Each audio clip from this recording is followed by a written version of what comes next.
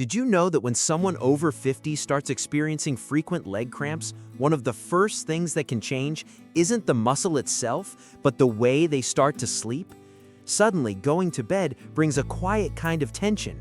Stretching a leg under the covers feels risky. Waking up at 3 a.m. gripping a calf that's locked into a painful knot becomes something to brace for instead of something that simply happens once in a while. And rest, which used to be something the body did automatically, starts to feel like something you have to survive. The problem is that this kind of disrupted sleep doesn't stay contained to the night. Poor rest affects energy, mood, balance, and even the desire to stay active during the day. And a body that moves less throughout the day is often a body that cramps more at night. It becomes a cycle. Less movement leads to more cramping leads to worse sleep, and worse sleep leads to even less motivation to move the next day. Breaking that cycle doesn't require anything extreme. It usually starts with a few minutes of the right kind of movement. Having frequent cramps requires attention, but it doesn't mean you have to fear moving your legs. The right kind of exercise can be part of caring for your circulation, your muscles, and your nervous system, always adapted to your own situation. Not everyone's cramps come from the same place. Someone who sits for most of the day will have different needs than someone who's on their feet for hours. Someone taking certain medications, managing diabetes, or dealing with a circulatory condition may need a different approach altogether. That's why if your cramps are frequent, severe, spreading beyond your calves, or accompanied by swelling, numbness, or unusual weakness, it's worth checking with a doctor before assuming exercise alone will solve it. When we talk about leg cramps, almost all the attention tends to go to the muscle itself, the sudden tightening, the sharp pain, the moment it finally releases. But a cramp doesn't happen in isolation. Circulation carries oxygen and nutrients to the muscle. Hydration and minerals like magnesium and potassium help the muscle relax properly after it contracts. The nervous system sends the signals that tell a muscle when to fire and when to let go. And flexibility determines how much tension builds up in a muscle that's been sitting still for hours.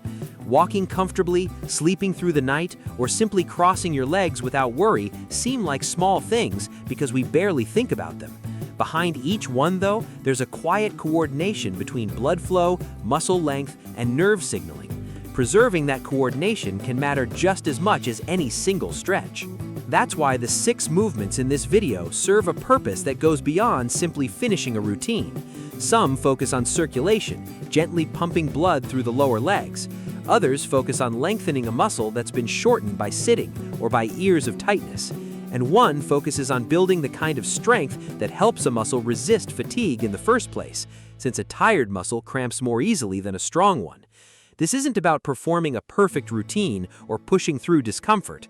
The goal is to understand what's happening inside your legs, how to support it, and how to adjust each movement so it fits where your body is today.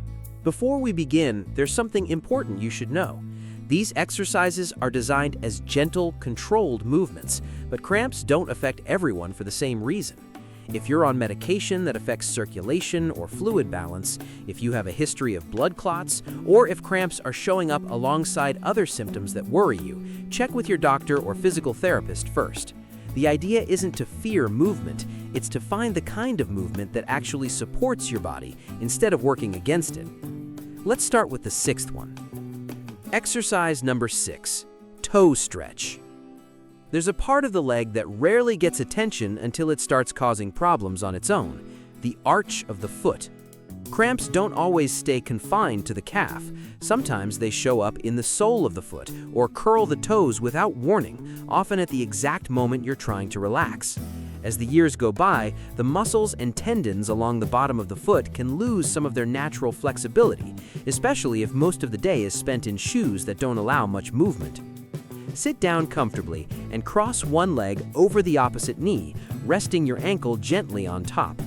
With your hand, take hold of your toes and pull them slowly back toward your shin, stretching the sole of your foot. Hold that position without forcing it, breathing normally, and then release. Switch to the other foot and repeat. There's no dramatic range you need to reach here. Even a small, controlled pull can be enough to release built-up tension along the arch.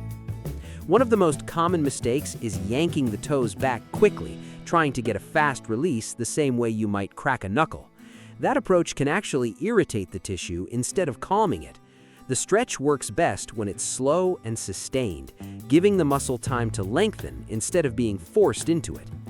This movement mainly involves the muscles and connective tissue along the bottom of the foot, an area that supports nearly everything else in the leg. Every step you take, every time you stand from a chair, every time you shift your weight while cooking or gardening, that arch is absorbing and redistributing force. Keeping it supple isn't just about preventing a cramp in the moment, it's about supporting the entire chain of movement above it. While doing this stretch, the sensation should feel like a mild, tolerable pull, never sharp pain. If it feels uncomfortable, ease off the pull and hold a gentler position instead. This is a small movement, but it sets the stage for what comes next, because a foot that isn't holding on to tension makes the rest of the leg's job a little easier too. Exercise number 5, ankle circles. The next movement takes us up slightly to a joint that connects almost everything happening in the foot to everything happening in the leg, the ankle joint. This joint doesn't get much credit for its role in circulation, but every time it moves, it helps push blood back up through the lower leg. When someone sits for long stretches, whether at a desk, in a car, or in front of the television, that pumping action slows down considerably, and blood can pool in the lower legs. That stagnation is one of the quiet contributors to nighttime cramping. Lift one foot slightly off the floor, keeping your leg relaxed. Slowly rotate your ankle in a full circle, tracing as wide a circle as feels comfortable, moving in one direction for a set of repetitions and then reversing direction. Keep the pace slow and deliberate rather than fast, since speed doesn't add much value here and can make the movements sloppy. Switch to the other foot and repeat. A common mistake is rushing through this one because it looks so simple that it feels like it doesn't deserve much attention. But the value of this movement comes precisely from its slowness. A fast, small circle barely engages the joint. A slow, full circle asks the muscles around the ankle to work through their complete range, which is exactly what supports circulation and joint mobility. Think about how often your ankle needs to move freely throughout the day. Stepping off a curb, walking on a slightly uneven sidewalk, adjusting your footing while standing in the kitchen. A stiff ankle doesn't just increase the risk of cramping, it can also change the way you walk without you noticing, which places extra strain on the knees and hips over time. The sensation here should be neutral or mildly pleasant, almost like a release of stiffness rather than a stretch. If you feel any sharp discomfort, especially on one side of the ankle, ease the range back and keep the circles smaller until it feels smoother. Exercise number 4, ankle pumps. Closely related to the last movement, but distinct enough to deserve its own place in the routine, is the ankle pump. If ankle circles work on mobility, this movement works more directly on circulation itself. It mimics the natural pumping action your calf muscles perform every time you walk, which is exactly why it becomes so important when walking isn't happening as much during the day. Sit with your legs extended, either on a bed, a reclined chair, or with your heels resting on a low stool. Slowly point your toes away from you, as if pressing down on a gas pedal, then flex them back toward you as far as comfortable. Repeat this motion at a steady, unhurried pace. You can do this while watching television, reading, or simply resting, which makes it one of the easiest ways to fit into an ordinary day. A frequent mistake is doing this too fast, treating it like a fidget instead of an exercise. When the movement is rushed, the calf muscles barely engage, and the circulatory benefit drops significantly. Slowing down and really feeling the muscle lengthen and shorten with each pump makes a meaningful difference. This is one of the simplest ways to counteract the effects of prolonged sitting, which is often an overlooked contributor to cramping. Every flight, every long car ride, every extended period on the couch is time when blood flow through the lower legs slows down. A few minutes of ankle pumps before bed, especially after a day with a lot of sitting, can help reduce the likelihood of your legs deciding to cramp once you're finally still for the night. The sensation should feel like light muscular effort in the calf and shin, nothing more. If your foot or calf starts to feel fatigued, that's a sign to pause and rest rather than push through a large number of repetitions in one go. Exercise number 3, standing heel raises. The next movement shifts from circulation and mobility towards something slightly different: strength. A muscle that's stronger tends to fatigue less easily, and a muscle that fatigues less easily tends to cramp less often. That's the quiet logic behind including heel raises in a routine meant to prevent cramps rather than just respond to them after they happen. Stand behind a sturdy chair or countertop, resting your hands on it for balance. Keep your feet hip-width apart and your knees soft. From there, slowly rise up onto the balls of your feet, lifting your heels as high as feels stable, and hold that position briefly before lowering back down with control. The lowering phase deserves just as much attention as the rise, since letting your heels drop suddenly skips part of the muscle work this exercise is meant to provide. A common mistake here is rising too quickly and using momentum instead of muscle. When that happens, the calf barely gets challenged, and the exercise loses much of its value. Slowing the tempo down, especially on the way up, makes the difference between a movement that builds strength and one that simply goes through the motions. This exercise directly strengthens the calf muscles, the same muscles most commonly involved in nighttime cramping. Unlike the stretches earlier in this routine, which release tension in the moment, this movement is more about long-term prevention. A calf that's used to producing controlled force during the day is less likely to seize up unpredictably at night. You don't need to do this one every single day. A few times a week is enough to start building meaningful strength over time. The sensation during the exercise should feel like a manageable burn in the calves, never sharp or shooting pain. If balance feels uncertain, hold the support with both hands and don't hesitate to reduce the range of motion until stability improves. Exercise number 2, seated calf stretch with towel. Not everyone can comfortably stand for the exercises in this routine, and that shouldn't stand in the way of getting the same benefit. The seated version of the calf stretch offers nearly identical results while removing the balance demand entirely, which makes it a valuable option on its own or as a way to prepare the muscle before standing exercises. Sit on a chair or the edge of a bed with one leg extended in front of you. Loop a towel, a resistance band, or even a long scarf around the ball of your foot, holding one end in each hand. Gently pull the towel toward you while keeping your knee straight, allowing the stretch to travel up through your calf. Hold the position for a comfortable duration, breathing steadily, then release slowly and switch to the other leg. A frequent mistake is bending the knee slightly to make the pull feel easier. While that might reduce the sensation, it also reduces the effectiveness of the stretch, since a bent knee takes tension away from the calf. Keeping the leg straight, even if that means pulling less intensely, produces a more useful stretch than a deeper pull with a bent knee. This exercise targets the same calf muscles as the standing version, but it does so without any risk of losing your balance, which makes it especially useful right before bed, when you're already sitting and don't necessarily want to get up and stand at the wall. Many people find that doing this stretch as one of the last things before turning off the light becomes a small, dependable habit that noticeably reduces how often they wake up with a cramp. The sensation should feel like a steady pull through the back of the lower leg, never a sharp pinch.